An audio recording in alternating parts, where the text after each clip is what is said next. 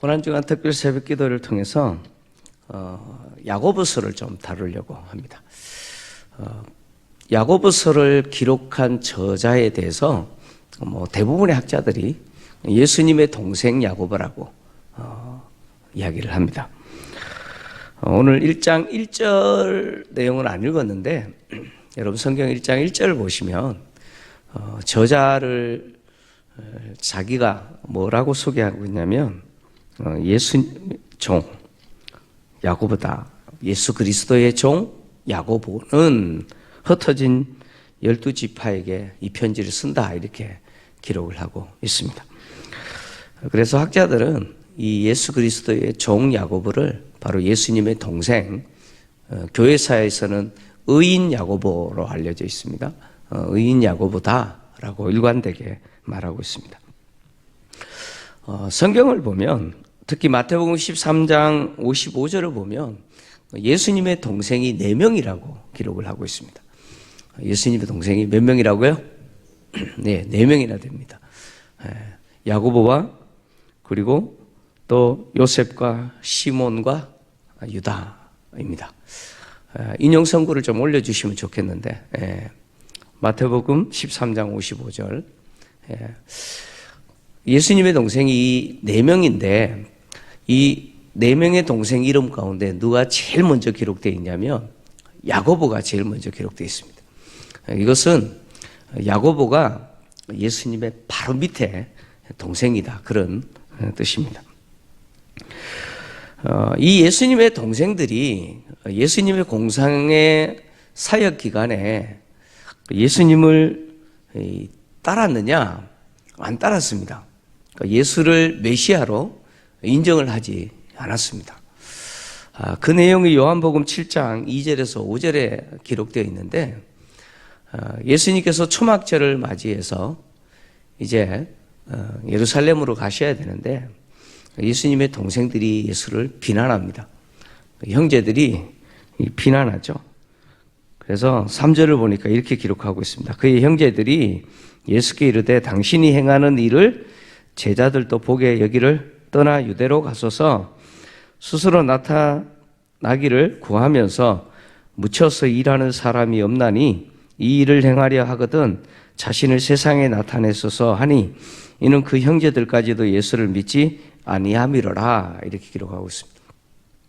그러니까 형제들이 초막절에 예수님께 예루살렘으로 올라가라는 거예요. 근데 이게 좋은 의미로 올라가라는 게 아니고 도대체 형을 이해를 못하는 거예요. 제자들이 예수님 동생이 예수님을 봤을 때 정신 나간 사람이에요. 마치 자기가 세상에 뭔가 된 것처럼 막 제자들을 끌고 다니고, 그래서 지금 비난하면서 이렇게 이야기하는 거예요. 예수의 동생들도 예수님을 믿지 않았습니다. 따르지 않았습니다. 그랬던 야고보가 예수님을 인정을 합니다. 메시아로 인정을 하고 예수를 따르게 되는데, 그 이유와 관련해서 예수님의 죽으심과 부활이 예수님의 동생들로 하여금 변화되게 했습니다. 그래서 바울에 의하면 부활하신 예수님이 누구를 만나 주셨느냐? 이 야고보를 만나 주셨다고 합니다. 그래서 고린도전서 15장 7절을 보면 부활하신 예수님이 바울을 만나기 전에 예루살렘 교회의 리더로 이끄는 이 야고보, 예수님의 동생 야고보를 만나 주셨다. 12제자만 만나신 것이 아니고 500여 형제만 만나신 것이 아니고 야고보에게도 나타나셔서 이 부활하신 모습을 보여주셨다는 거예요. 이렇게 예수님의 죽으심과 부활 사건은 예수의 형제들도 예수를 메시아로 인정할 수밖에 없게 만들었습니다.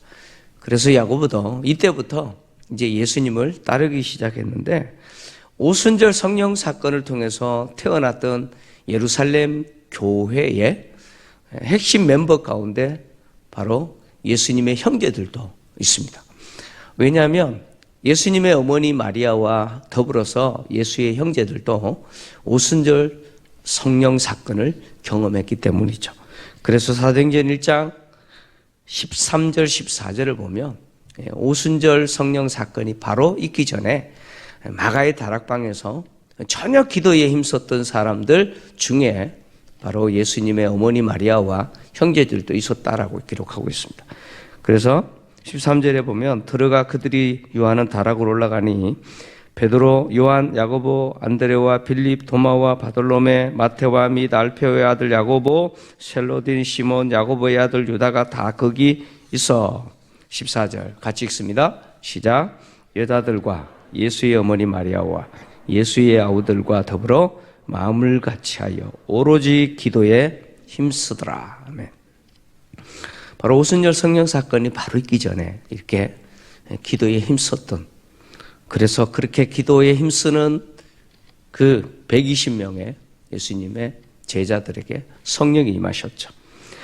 이렇게 오순절 성령 사건을 경험한 야고보는 예루살렘 교회 안에 리더로서의 역할을 합니다. 그래서 야고보는 사실 예수님의 제자 가운데 수제자라고 알려져 있던 이 베드로보다도 더 권위가 있는 역할을 합니다. 그래서 사도행전을 우리가 보았습니다마는 사도행전을 보면 바울이 예루살렘을 3번 또는 4번 정도 방문을 합니다. 그때 방문할 때마다 누구에게 문안했느냐? 야고보에게 문안했습니다. 그러니까 이 예수님의 동생 야고보를 찾아가서 만났습니다. 그만큼 야고보는 예루살렘 교회를 대표하는 리더로서의 역할을 감당했습니다. 이렇게 야고보가 오늘 야고보서를 기록하고 이스라엘에 흩어진 12지파에게 이 야고보서를 써서 보냈는데, 여기 이 야고보서를 읽게 된 수신자들에 대해서 흩어진 12지파다 이렇게 표현을 했습니다. 흩어진 12지파다라고 야고보가 표현한 이유는 뭐냐면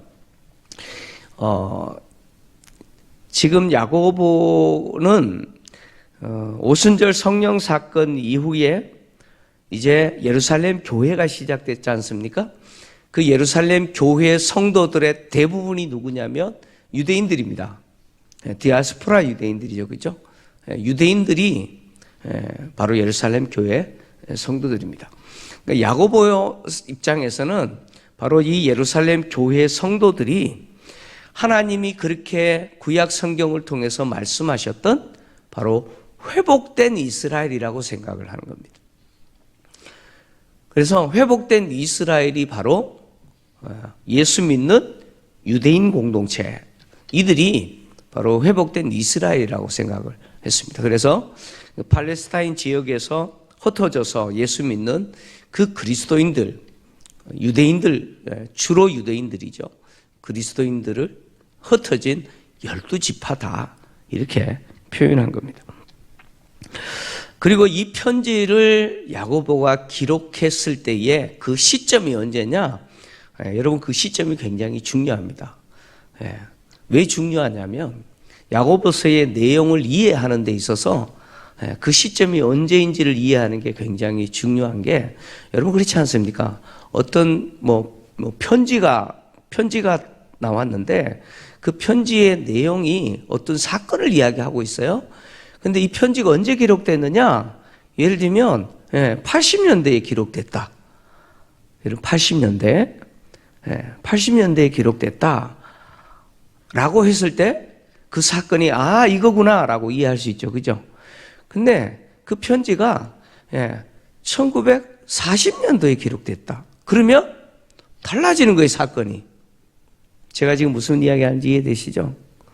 그 야고보서의 내용들을 이해하는 데 있어서 이 야고보서가 언제 기록되어 있느냐라고 하는 그 시점을 아는 것은 이 야고보서를 읽게 된 수신자들이 누군지, 그리고 수신자들이 그 사는 환경이 어떤지 그것을 이해할 수가 있고, 왜 야고보가 이렇게 이야기를 했는지 이해할 수가 있습니다. 그래서 야고보가 야고보서를 언제 기록했느냐? 학자들에 의하면 오순절 성령 사건을 통해서 예루살렘 교회가 태어난 후부터 사도행전 15장에 보면 예루살렘 총회가 있습니다. 총회 그 전, 이 사이의 어느 기간에 야고보가, 예수님 동생 야고보가 야고보서를 기록했다 이렇게 이야기합니다. 자, 그러니까 예루살렘 교회가 태어나고 예루살렘 총회가 있기 전에, 예루살렘 총회는 뭡니까? 이방이 구원받기 위해서 할례를 받아야 되느냐 말아야 되느냐 이거 결정한 거잖아요. 이 총회 전에 어느 시기에 이 야고보서가 기록됐다면 이 야고보서의 내용에 많은 이야기들은, 이 야고보서 이 내용들은 이제 교회가 태어난 지 불과 얼마 되지 않는 그 시점에 이 야고보서가 기록됐다 그런 이야기죠. 그러니까 야고보서를 읽게 될 수신자들, 흩어진 12지파에 해당되는 그 성도들은 예수 믿은 지 오래된 사람들이 아니고 어떤 사람들입니까? 그렇게 오래되지 않는 성도들이라는 거예요. 교회도 오래되지 않는 교회고 그 교회된 성도들 역시 대부분이 유대인들이지만 그들 역시 신앙생활한 지 그렇게 오래되지 않는 분들이라는 거예요. 그래서 야고보서를 이해하는 데 있어서 바로 이 야고보서의 수신자들, 야고보가 말하는 이들이 예수 믿은 지 얼마 되지 않는 분들이고, 그리고 교회 역시 그렇게 오래되지 않는 교회다라고 하는 것은 우리에게 있어서도 굉장히 중요한 것을 전해주죠. 이제 신앙생활 막 하는 분들을 향해서 예수님의 동생 야고보가 너희들 이렇게 신앙생활 해야 된다라고 말하고 있어요. 그러면 우리에게도 중요할까요? 안 할까요? 여러분, 신앙생활 하는 데 있어서 꼭 기억하셔야 되는 게 뭐냐면 내가 알고 있는 것과 성경이 말하는 것을 자꾸 비교하셔야 되고, 내가 알고 있는 그것이 성경이 말하는 것과 틀리면 과감하게 어떻게 해야 돼요? 어떻게 해야 돼요? 버려야 돼요. 그건 버리는 거예요. 네.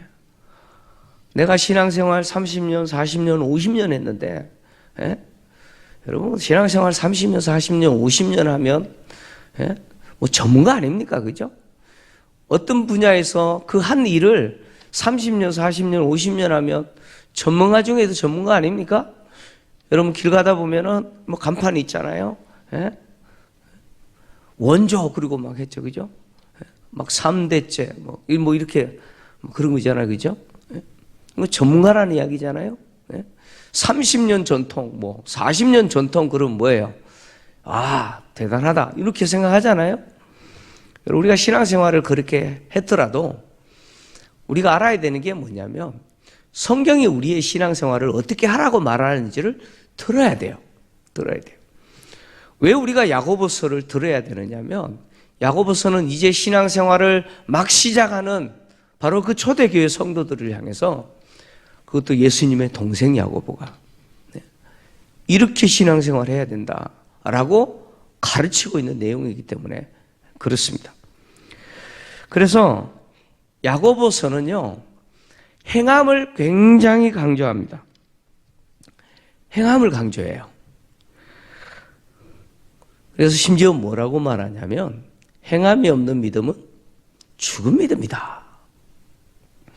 실천이 없는 믿음은 죽은 거다, 이렇게 이야기하죠. 야고보서가 이 행함을 너무 강조하기 때문에 이신칭의를 말했던, 외쳤던 종교개혁 루터, 유명한 분이잖아요. 루터는 이 야고보서를 평가절을 하여서 지푸라기 서신이다, 이렇게 평가해 버렸어요. 너무 행함을 강조하니까 버려야 된다는 거예요. 야고보서를 버려야 된다는 거예요. 성경에서 빼야 된다는 거예요. 근데 야고보서가 말하는 그 행함이라고 하는 그것은 믿음 없는 행함을 이야기하는 게 아니에요. 바울이 말하는 그 이신칭의와 구별된 반대의 개념으로서 행함이 아니에요. 야고보서가 말하는 이 행함이라고 하는 것은 믿음으로서의 행함이라는 거예요. 믿음은 필연적으로 무엇로 나타나야 되느냐? 실천으로 나타나야 된다는 거예요. 그래서 야고보서는 실천을 굉장히 강조하고 있고, 그런 의미에서 야고보서는요, 맡은 어떤 분위기와 같냐면, 예수님이 산상설교를 통해서 제자들에게 행함을 강조하셨잖아요. 그죠? 너희는 이렇게 해라! 라고 하시면서 강조하셨던 그 실천을 강조하는 분위기와 비슷합니다. 비슷해요. 예수님이 산상설교를 통해서 마지막에 뭐라고 결론을 내리셨어요? 듣고 순종하는 자는 반석 위에 지은 집과 같으니 라고 하셨잖아요. 예. 행함을 강조하는 겁니다. 실천하지 않으면 모래 위에 집을 짓는 것과 같다는 거예요. 그래서 야고보가 행함을 강조하는데, 이 행함은 믿음을 근거로 한 행함이죠. 믿느냐? 그러면 행해라. 예. 믿느냐? 행하라. 이런 이야기입니다. 그래서 야고보는, 이 야고보서는요, 나는 예수 믿습니다 라고 말하면서 실제로 사는 것은 예수 믿는 사람처럼 안 사는 사람들을 일깨우기 위해서 이 야고보서를 기록을 한 겁니다. 다시 말씀드릴게요. 야고보서는 나는 예수를 믿습니다 라고 말을 하는데, 실제 삶의 현장에서 그렇게 믿습니다 라고 말한 대로 살지 않는 사람들을 향해서 지적하고 일깨우기 위해서 이 야고보서를 기록했습니다. 그러면 이 야고보서는 우리가 들어야 돼요, 안 들어야 돼요? 네, 들어야 되죠. 네, 저도 들어야 돼요. 네. 고난 주간 특별 새벽 기도회를 통해서 한 주간 동안 이 야고보서의 내용을 통해서 정말 주님을 따라가야 되는 그 제자, 십자가의 삶을 따라가야 되잖아요. 따라오라 그랬으니까. 그리고 십자가를 지고 따라오라 그랬으니까. 그래서 십자가를 지고 주님을 따라가는 그 삶이 무엇인지를 나누려고 하는데, 오늘 첫 번째 다뤄야 될 주제가 바로 욕심을 버리라 라는 주제입니다. 욕심을 버려라. 야고보서 앞의 내용은 하나님이 어떤 분이신지 말씀하시죠. 지혜가 없는 자는 지혜를 구해라. 그러면 후히 주시고 꾸짖지 않는 분이 뭐예요? 하나님이시다. 여기서 말하는 지혜라는 게 뭡니까? 우리가 주님을 따라가는 자로서 어떻게 살아야 될지 아는 지식을 이야기합니다. 그 알미죠. 그거 하나님께 구하라는 거예요. 그럼 주시겠다는 거예요. 하나님을 소개하고 나서 야고보가 제일 먼저 우리에게 말하고 있는 것이 뭐냐? 바로 시험과 욕심을 버리라는 거예요. 시험과 유혹에 대해서 제일 먼저 이야기를 합니다. 그래서 오늘 12절에 시험을 참는 자는 복이 있다. 복이 있다. 이렇게 시작하죠. 그리고 이 시험이라고 하는 것, 성도들이 살아갈 때 당하는 이 시험이라고 하는 것은 하나님이 주신 것이 아니다.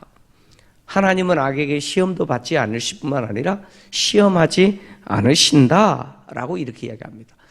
그리고 성도들이 시험을 받는 것, 시험을 당하는 것은 결국 무엇 때문이냐? 욕심 때문이다. 욕심 때문이다.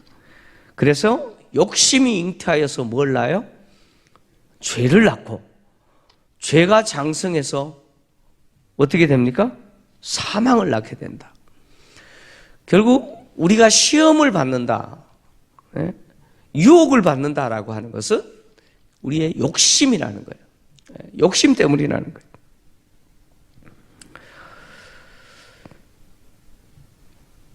야고보는 이제 막 태어난 유대인들 중심으로 이루어진 교회 공동체, 그 성도들이 살아가는 그 시대에 그 성도들이 여러 가지 시험과 유혹을 당하는데, 그 시험과 유혹이 뭐냐? 바로 부자 되려고 하는 거예요. 야고보 사도가 지금 예수님의 동생 야고보가 지금 시험과 유혹이 있다. 그 성도들이 시험을 당하거든요. 유혹을 당하거든요. 그 시험과 유혹은 그 속에 있는 자신, 개인 속에 있는 욕심 때문에 당하는 거예요. 하나님이 주신 게 아니고 자기 욕심 때문에 당하는데 그 유혹과 시험이 뭐냐? 부자 되려고 하는 거라는 거예요. 예루살렘 교회 성도들의 대부분이 가난한 성도입니다. 초대교회를 보면 성도들의 대부분이 매우 가난한 성도입니다. 가난한 성도들이 자꾸 부자가 되려고 하는 거예요.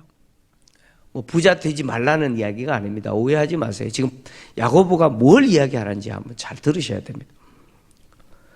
그래서 야고보가 가난한 자는 무엇을 자랑해야 되느냐? 자신의 높음을 자랑해야 되고, 부유한 자는 자기의 낮아짐을 자랑해라, 이렇게 이야기하죠. 낮은 자가 자기의 높음을 자랑하라라고 하는 말은 세상적으로 비천하고 가난한 자는 주님이 우리에게 베풀어 주신 그 구원의 은혜로 인해서 장차 무엇을 얻게 됩니까? 주님 오실 때 무엇을 얻게 됩니까? 야고보는 주님이 다시 오실 거라고 이야기합니다. 주님 다시 오실 때 우리가 얻게 되는 게 뭐예요? 영광이죠. 그죠? 예, 영광을 얻게 됩니다. 높아져요. 상상할 수 없을 만큼 우리는 높아지게 됩니다. 그래서 세상적으로 비천하고 가난한 사람들은 주님이 자신에게 주신 장차 얻게 될 그 영광을 자랑하라는 거예요. 그 높아짐을 자랑하라는 거예요. 그리고 부유한 자들은 뭘 자랑하라고요? 자신의 낮아짐을 자랑하래요. 그러면서 뒤에 야고보가 하는 말이 뭐냐면 그 부유함이라고 하는 것, 내가 갖고 있는 그 재물이라고 하는 것은 마치 무엇과 같으냐? 들의 꽃과 같다, 풀과 같다는 거예요. 그래서 해가 떠서 그 강렬한 햇빛에 그 풀이 어떻게 되버립니까? 말라버리는 것처럼 우리가 가지고 있다라고 하는 그 재물, 내가 누리고 있다라고 하는 그 부유함이라고 하는 것도 사라져버린다. 그거 자랑해라. 지금 야고보가 그렇게 이야기합니다. 우리나라 기후에서는 그게 좀 이해가 안 돼요. 우리나라 기후에서는 이해가 안 됩니다. 요즘 이제 봄철에 막 우리 뭐 풀들도 막 자라고 그러잖아요, 그죠? 그 냉이도 여러분 냉이 된장국도 끓여 먹고 하시잖아요. 근데 팔레스타인 땅에서는요 풀이 자랐는데 아침에 해가 뜨면 그 햇빛이 너무 강렬해서 말라버려요. 풀이 말라버려요. 그 야고보가 그 이야기를 하는 거예요. 우리가 가지고 있는 그 재물이라고 하는 것, 그 부유함이라고 하는 것, 그거 내가 영원히 가지는 게 아니라는 거. 그거 다 사라지는 거를. 다 사라지는 거를.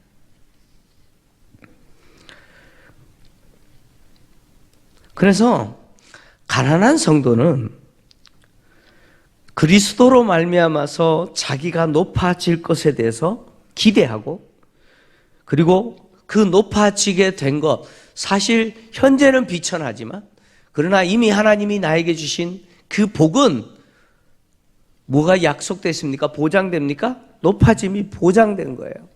그래서 그것을 기뻐하고 그것을 자랑해야 되고, 또 부유한 성도는 어떻게 해야 되느냐? 이 부유함이라는 거 언제든지 사라질 수 있다는 거죠. 언제든지 이 재물이라는 것은 사라질 수 있는 것이기 때문에 이것을 알고 그리스도 때문에 그것을 버릴 수도 있어야 된다. 지금 야고보가 그렇게 이야기를 하는 것이죠. 당시 시대에 부유한 자들이 어떻게 부자가 되느냐면 억압과 착취를 통해서 부자가 됐습니다. 그래서 부유한 자들은 당시 그 유대 사회였습니다.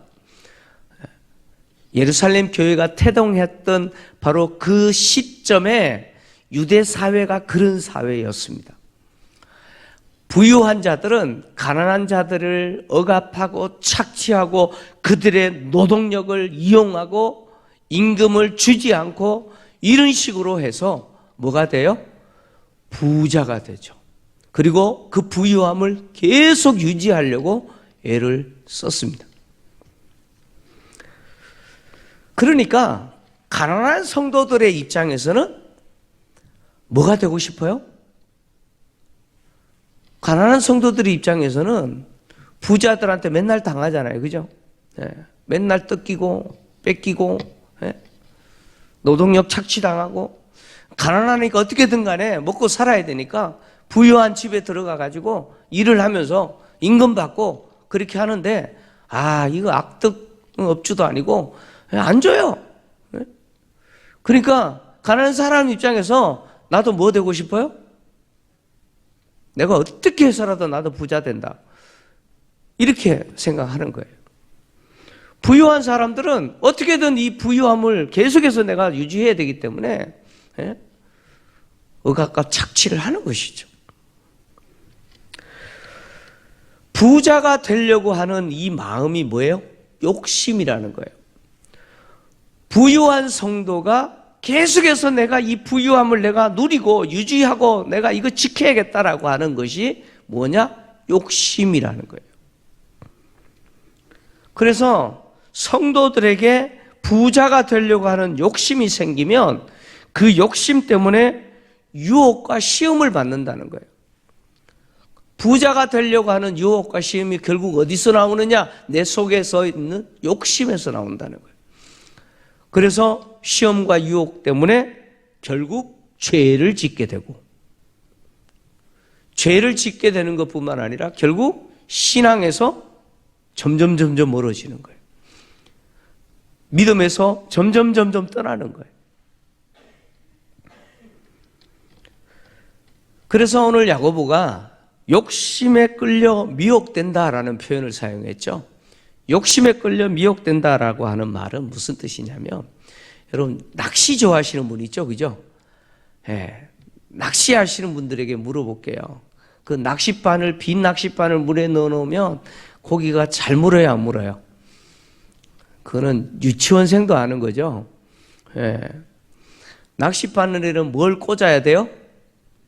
미끼를 꽂아야죠, 그죠? 뭐 지렁이나 아니면 뭔가 미끼를 꽂아야 돼요. 예. 그 미끼를 꽂아서 물에 내리면 물고기가 어떻게 해요? 먹인 줄 알고 먹죠. 예. 얼른 물잖아요. 바로 이 과정을 이야기합니다. 예. 짐승이 덫에 걸려요. 물론 지나가다 덫에 걸리는 경우도 있는데, 미끼를 탁 놓아놓으면 그 미끼 때문에 덫에 걸려요. 근데 덫에 걸리는 이유가 뭐예요? 낚시에 딱 걸려버리는 이유가 뭡니까? 물고기가 어디서부터 시작되죠? 욕심에서 시작됩니다. 자꾸 미끼가 눈에 들어와요. 내가 저거 먹어야 되는데. 예? 짐승이 덫 안에 있는 그 미끼가 자꾸 눈에 보여요. 예? 먹고 싶은 욕심이 계속 생겨요. 예? 그러면 결국 어떻게 돼요? 저거 먹으면 안 된다. 그러면 안 먹을 건데 속에서 자꾸 먹고 싶은 욕심이 자꾸 생겨요. 맛있겠다. 그러면 어떻게 되죠? 먹어버리는 거예요. 물어버리는 거예요. 덫에 들어가 버리는 거예요. 바로 욕심에 끌려 미혹된다는 말은 그 말입니다. 우리 속에 있는 욕심이 자꾸 부자 되려고 자꾸 생각하는 거예요. 부자 돼야지.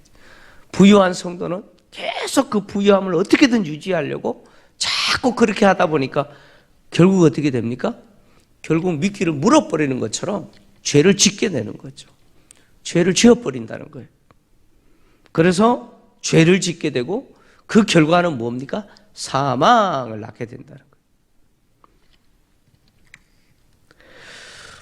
초대교회 성도들이 대부분이 가난한 성도들이기 때문에 이 가난한 성도들은 어떻게든 부유한 자가 되려고 그렇게 애쓰는데 결국 그 부유한 자가 되려고 하는 그 마음에 무엇이 있어요?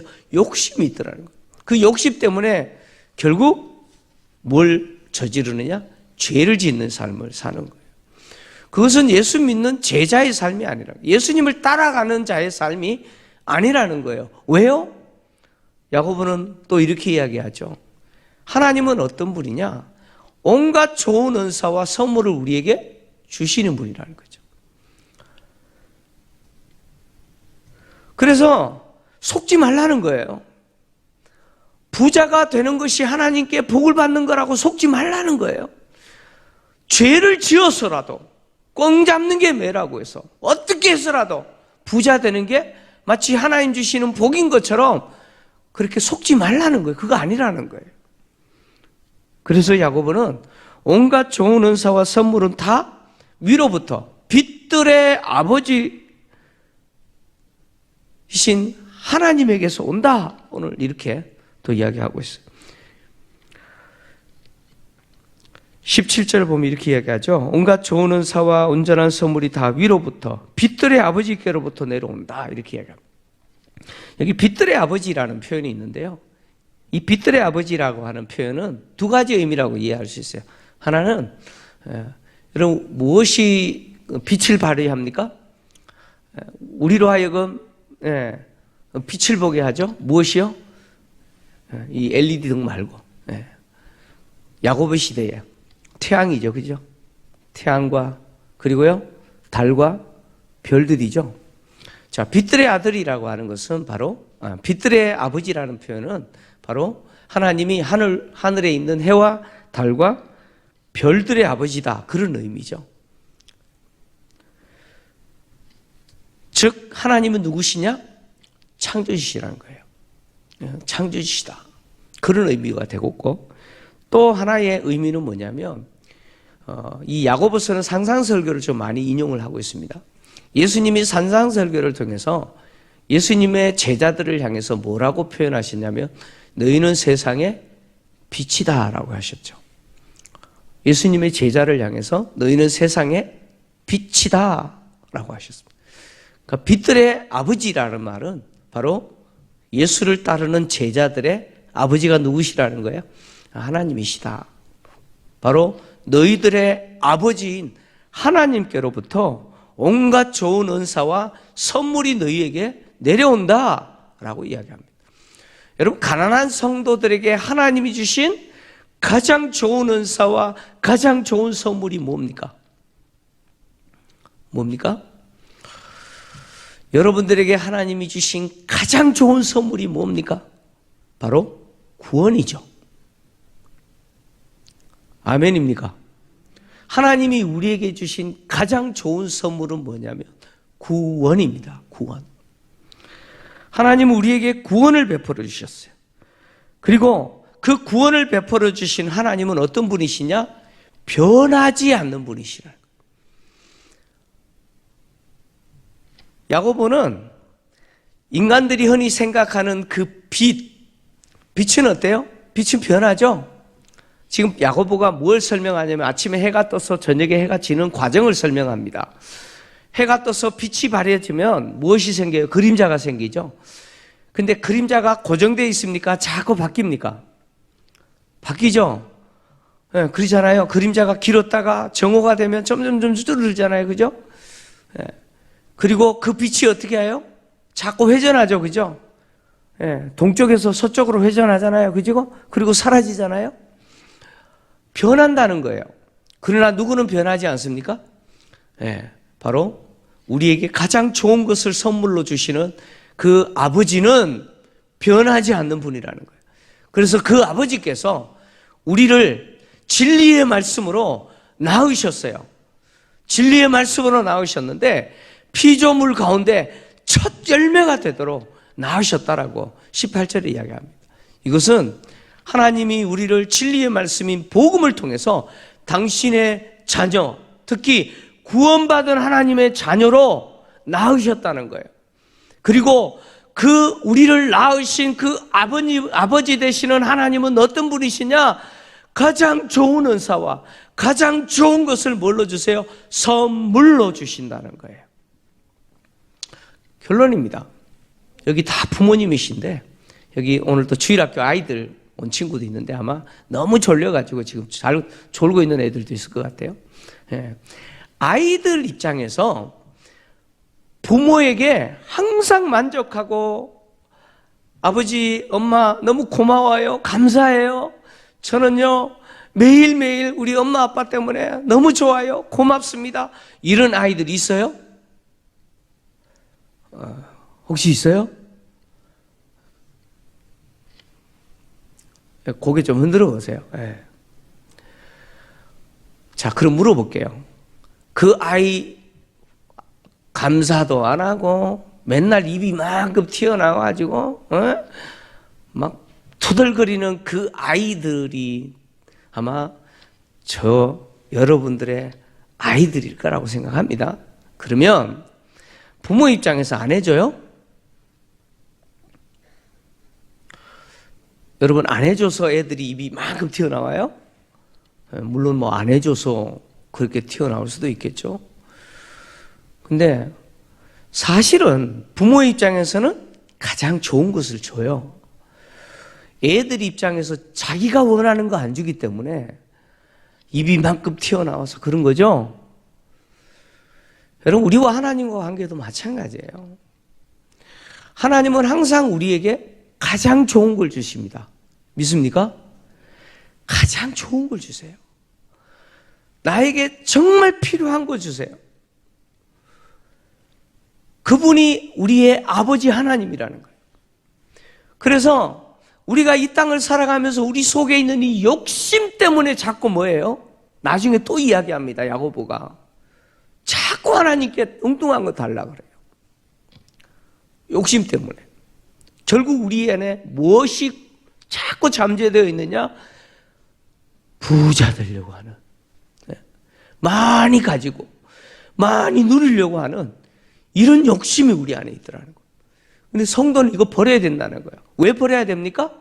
내가 먹고 사는 모든 문제 누가 책임져요? 빛들의 하나님, 우리의 아버지, 변함이 없으신 그 아버지께서 책임져 주셔야 한다는 거예요. 그래서 우리 삶에 제일 먼저 우리가 해야 되는 게 뭐냐? 욕심을 버리는 겁니다. 오늘 이 새벽에 이 말씀을 듣는 저와 여러분이 정말 욕심을 버리시기 바랍니다. 욕심을 버리고 누구에게 맡겨요? 하나님께 맡기십시오. 우리 아버지에게 여러분의 인생과 여러분의 삶을 맡기십시오. 그러면 하나님이 가장 좋은 것으로 여러분에게 주시고 여러분들이 이끌어가실 줄 믿습니다.